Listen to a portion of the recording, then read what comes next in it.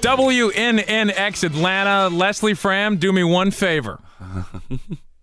Can you speak, first of all? Oh, yes. Hello. All right. Leslie, do me a favor. Take a deep breath. Let it out. All right. Ladies and gentlemen, please welcome to the show for the first time ever, Tom Cruise and Cameron Crowe. Hey, guys. Good morning. Good morning. How you doing? It's Australia where it's not quite morning, but good day to you. G'day, mate. How you going?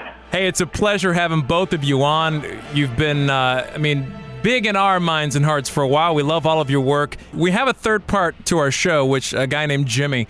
And Tom, he is very upset that he's not here because he actually co-starred with you in Risky Business. I wouldn't say co-star. He had a small part in Risky Business. No, that's how he claims it, that he co-starred. He was the guy that came to the window and asked to get his cousin Ruben from Skokie into the party. Now, your grade point average is 3.14, your class rank 52, which places you in the 84th percentile. Is that correct?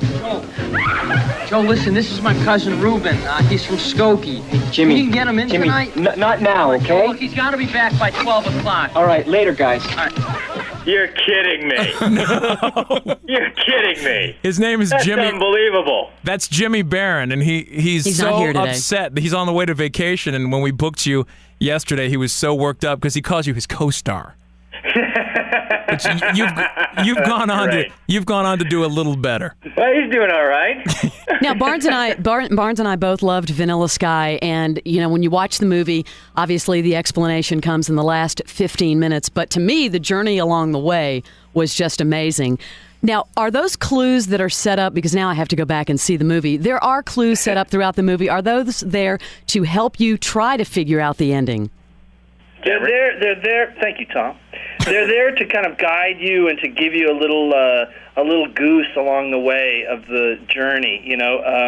It's part of the fun of the experience of the movie for sure. Having To Kill a Mockingbird on the television in the first prison scene, it was, it's like something that you might not notice at the beginning, but when you if you ever have a chance to see it again, at some point, you see that the groundwork is laid there. I mean, there are so many clues that even if you go watch it a couple of times, I don't think you're getting it. Because in that opening scene, Cameron and Tom, in Times Square, which is the most beautifully shot scene on film that I've seen in a long time, and just the fact of getting that empty like that and doing that, it's so innovative. And you obviously go the extra mile, Cameron, in your pictures, and that just did so much on screen. All the stuff that's running up on the screens in Times Square, I mean, is a lot of that, are those clues? Barnes, you have just stumbled upon the first of many clues in Vanilla Sky. Everything on the monitor sort of means something. But it's also fast. Yeah. Well, it's built for DVD, and it's also built for the theater. You can pause it along the way and try to figure it out. Pause it with your mind the first time you see it in the theater, too. It's part of that pop culture thrill ride also. When a guy who's running through Times Square, who's searching for humanity, and having all of these pictures telling him what's going to solve his loneliness and his isolation. We're talking to Tom Cruise and Cameron Crowe, so we don't give away too much of the movie. Tom, do you want to just kind of capsulize and explain a little bit about what the movie is about? Well, it's a love story, a modern love story, and the journey of David Ames, who is the son of a publishing baron in New York City, and his parents die when he's in his 20s, and he inherits the kingdom from his father.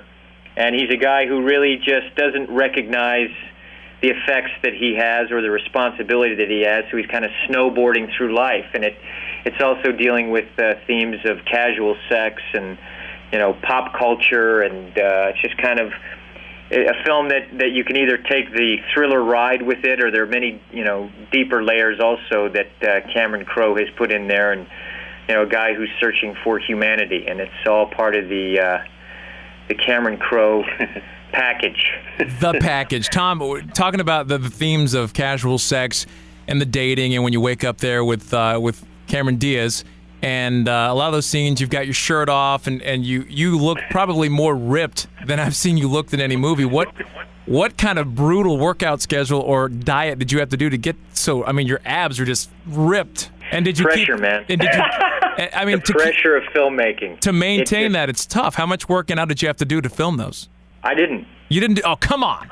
You just No, want I That's just didn't. him. I actually didn't. You know, sometimes I'll jump rope on the set if it's an intense scene and I've got to keep, get the adrenaline up. I'll jump rope or do some handstands and stuff like that. But I actually during the picture I didn't work out. Actually, because I was producing the film also, and we were working a pretty grueling schedule and prepping Minority Report. right. So you were on a mushroom diet. You ate nothing too fatty. I worked out personally. I worked out, but Cameron but I'm busted not on it. Camera. You know what? I've always been an athlete, and it just there really isn't any kind of special physical regime that I did. I truly didn't work. I didn't have time to work out during Tom, filming. it must be so tough being you.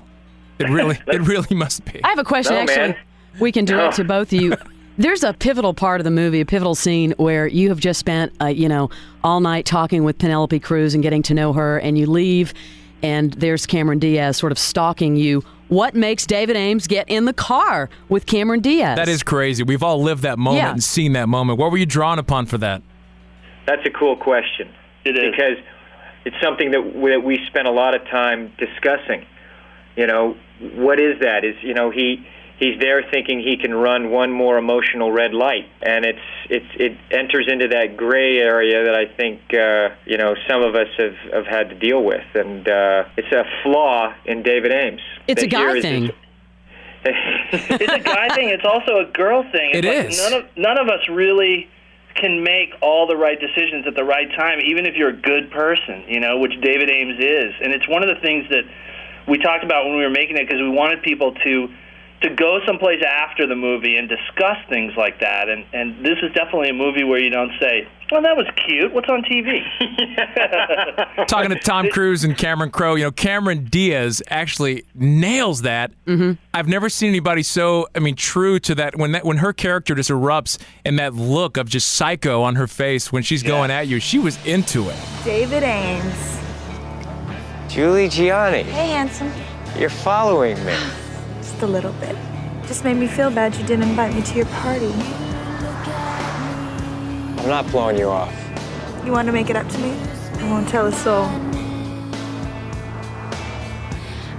When did you stop caring? David, I love you. I love you! Stop the car! Don't you know that when you sleep with someone, your body makes a promise whether you do or not? Tell me something, David. Do you believe in God? She's amazing. She is amazing with those haunting blue eyes and that blue skylark, and she just slips over the edge at a key point in the movie. And all of that with a smile. That's what made it even more evil. Oh, man, you guys, you really caught what we were going for. Cameron, I don't think anyone really captures that on-screen vulnerability and kind of sweetness that you do between a man and a woman when they're first getting to know each other.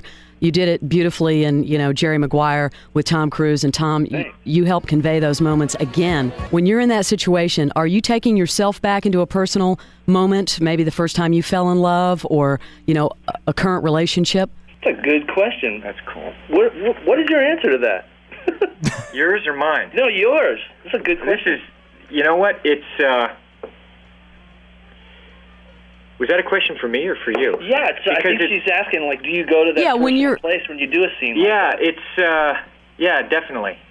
You think of those times where that's happened to you, and I think that Cameron is a director who recognizes those moments and loves those moments on screen. You look at Say Anything, you look at his films, he knows how to celebrate those little moments that are, I think, deeply romantic. And it's just that, he wants those moments on screen, and he works for them and thinks about them, and the writing is there. And I think that as a filmmaker, it's people don't realize how difficult sometimes those moments are to capture. And I remember when I saw Say Anything, I just went, wow. You feel it. It's not something that you just standing back and commenting on. You really feel those moments. Even in Almost Famous, too. Yeah, definitely. Almost Famous. Hey, thanks, you guys. And what's that other one? Singles, man. Yeah, Singles. just keep going on the Cameron Crowe. Hey, It's the Cameron Crowe. Like, let's move on, okay? Can we talk about something else? No, it's the Cameron Crowe dossier. It's a commercial for Cameron Crowe because Cameron. This is all about Cameron. Yeah, I remember one time our show interviewed Paul McCartney, and Cameron, you actually emailed me because I had asked Paul McCartney about a piece of music you used in Jerry Maguire, and I think you were very curious as to what McCartney had said. How did you finally hook up with Paul? Because I know there's a song in Vanilla Sky, a McCartney song. Well, I loved in that interview when you asked him, did you cry at Jerry Maguire? And he was like, no, I didn't cry. I didn't cry. Did you cry at Jerry Maguire, Paul McCartney? No, I didn't. How could you not cry at Well, listen, maybe we cried and we're lying. I love that you guys asked him that. And it just, there seemed like there was a connection with Paul that began in Jerry Maguire, especially his solo stuff. And we just took a shot and asked him if he wanted to come see part of the movie, and he did, and wrote that song, which was really cool. Break it out. You hung out with Paul McCartney while I was in Washington shooting, and I got the phone calls. You were hanging with Paul. Okay, I'm trying to make it sound like really chilled out, but I was freaking out that Paul was in our editing room. And I would have too. We asked him for a folk song, and he called a few minutes later and said, "Get to know me, man, because if you ask me something, I might just come through for you. I've written you a song called Vanilla Sky, and if you don't like it, I'll change the words to Manila Envelope." That is a great soundtrack, because the REM songs are really good. The Radiohead song is great, and Vanilla Sky just captures the mood so well. Thank you. Tom, there was something very troubling. I saw Cameron Diaz, and I couldn't believe my ears when she said it was difficult kissing you. And you don't really want to go to work and kiss somebody else. I know it's weird, but you just kind of don't. Even if they're Tom Cruise, it's funny, but you don't. Was that tough for her to have these scenes with you? She's definitely shy, and I think that's what she means for sure. She's the kind of person that just lights up on the screen and can be pretty within herself in between takes and stuff. There were a lot of women that went, yeah, right, when she said that. Oh, it was tough, because I don't like doing kissing scenes with... Yeah, that might be the old schoolyard thing of, like, she really dug it. She couldn't admit it. Guys, we really appreciate you both coming on today. It's been a pleasure. Thank you for having us. Tom Cruise and Cameron Crowe. The best of the Morning X. 99.9.